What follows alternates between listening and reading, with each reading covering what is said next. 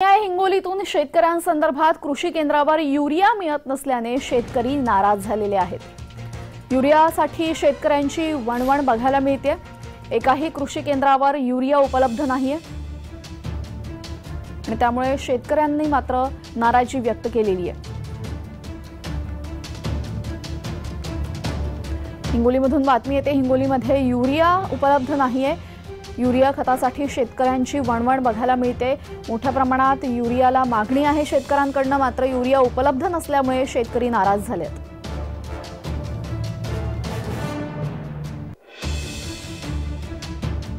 देवराव सावंतकर टेंभूरहून आलो।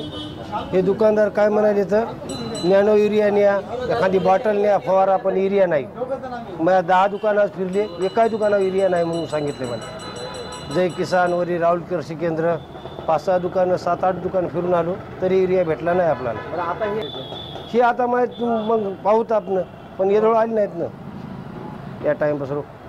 आता माहिती तुमची समस्या काय ते सांगा मला। की आम्ही प्रत्यक्ष दुकानात जाऊन त्याची खात्री करणार, त्याच्याकडे माल उपलब्ध आहे नाही हे बघून मगच त्याच्यावर त्याचं काही कारवाई करणार।